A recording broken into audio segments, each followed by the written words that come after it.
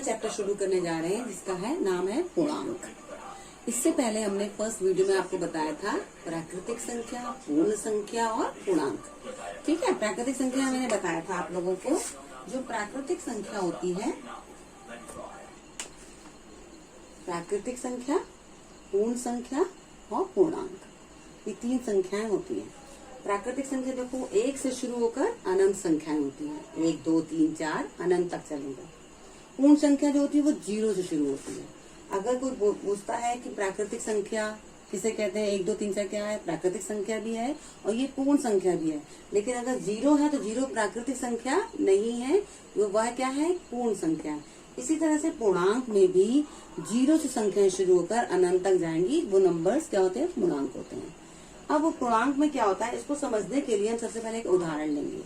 जैसे कि एक आदमी, एक बच्चा 20 रुपए लेकर दुकानदार के पास गया। उसने उससे कहा कि मुझे 20 रुपए में एक कॉपी, पेंसिल और रबड़ चाहिए। तो दुकानदार ने 15 रुपए की कॉपी दी उसको, 5 रुपए का उसको क्या दिया और 3 रुपए का उसने रबड़ निकाल के दिया। अब ये कितना हो गया, 20 रुपए में 15 रुपए की आगे किताब, कॉपी आई,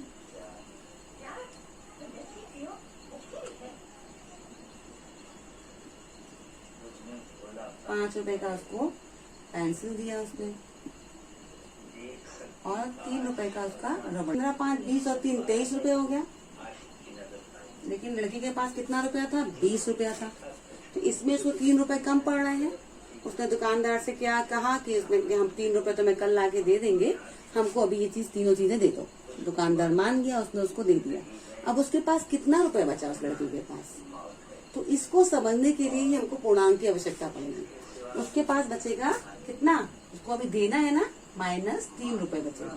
क्योंकि जो चीज हमको देनी होती है उधार वाली होती है, उसे क्या कहते हैं, माइनस बोलते हैं उस नंबर को। तो इसके लिए ही पूर्णांक की जरूरत पड़ती है। पूर्णांक कैसे लिखता था, संख्या रेखा है, 0 से शुरू होता है। ये जो बाईं तरफ होता है, सीधे हाथ की तरफ होता है, उसको बोलते हैं धन पूर्णांक, और माइनस वाला होता है उल्टा हाथ की तरफ, उसको बोलते हैं ऋण पूर्णांक। +2 ये क्या हो गया, धन पूर्णांक कहे जाएंगे। ठीक है, इसको क्या कहेंगे, ऋण पूर्णांक।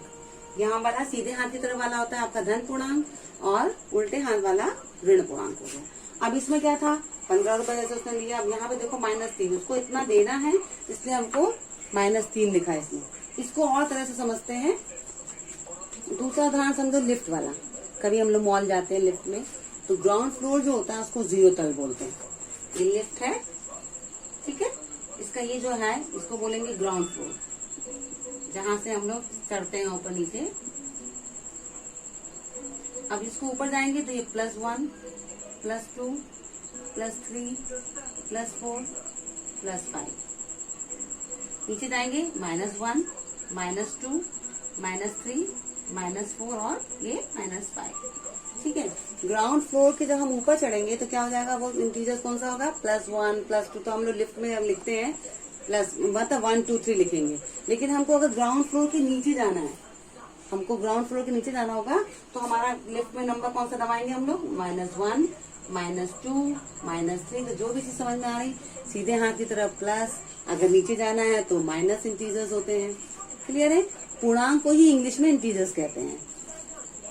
अब इसको समझो, जैसे ऊपर होगा तो वही नंबर कैसा होगा, प्लस के होंगे, नीचे होंगे तो माइनस के होंगे, सीधे हाथ की तरफ होंगे तो माइनस के होंगे, उल्टे सीधे हाथ की तरफ होंगे तो प्लस के होंगे, ये उल्टे हाथ की तरफ है तो माइनस के होंगे।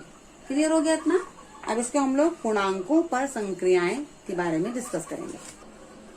अब पूर्णांक पर संक्रियाएं के लिए ऐसे समझेंगे, जैसे मेरे पास 5 रुपए और थे, मेरे पास 5 रुपए थे, मुझे मेरी आंटी ने 6 रुपए लाकर और दे दिए। तो हम लोग उसको कैसे लिखेंगे, 5 रुपए मेरे पास है, मुझे 6 रुपए और मिल गए, कितना हो गया, 11 रुपया। तो ये भी एक पूर्णांक है, 5 भी एक पूर्णांक है, 6 भी पूर्णांक है, और हमको जो आंसर मिल रहा है वो भी संख्या कौन सी है, पूर्णांक संख्या है। ठीक है, इसी प्रकार से 5 रुपए मेरे पास है, मैंने 3 रुपए उसमें से खर्च कर दिए, 3 रुपए खर्च कर दिया, मैंने कोई चीज खरीद ली, खाने की टॉफी खरीद ली, तो मेरे 3 रुपए निकल गए। अब मेरे पास कितना बचेगा, 2 रुपए बचेगा। हाँ, इसमें क्या था, 5 रुपए मेरे पास थे, मुझे और मिल गए। मुझे कितना हो गया, मुझे मेरे पास और आ गया, तो जमा हो गया। तो जमा होने पे प्लस लगता है, इसलिए हमने उसमें 11 जोड़ दिया, हमें 11 हो गया। अब मेरे पास 5 रुपए थे, मैंने उसे खर्चा कर दिया। जब कोई चीज हम लोग खर्च कर देते हैं तो कम हो जाएगा, तो उसमें हम क्या करेंगे, माइनस का निशान लगाते हैं। तो हो जाएगा 5 में से 3 कम हो गया, 2 बचा। तो ये संख्या भी पूर्णांक है, 5 भी, 3 भी पूर्णांक है, और हमारा जो उत्तर आ रहा है वो भी पूर्णांक में। तीसरा ये है -5 रुपया। मतलब हमारे पास किसी को हम दुकान पे गए थे, उससे 5 रुपए का उधार का सामान ले आया, तो हमारा उसमें उस वाले में -5 लगे। मेरे पास क्या है, -5 रुपया। -5 रुपए का मतलब समझ रहे हैं, हमारे पास कुछ नहीं था, हम कोई सामान 5 रुपए का ले आए, उसको पैसा देकर नहीं आए, तो हम उधार में। जब भी कोई चीज संख्या में हमारे पास उधार संख्या लेते हैं तो उसके आगे माइनस लगाते हैं। इसी प्रकार से 3 रुपए का और उधार ले लिया, तो हम इन दोनों उधार वाली संख्या को जोड़ेंगे कि हमने कितना उधार लिया। उधार जब भी आंसर आएगा वो तो माइनस में ही आएगा।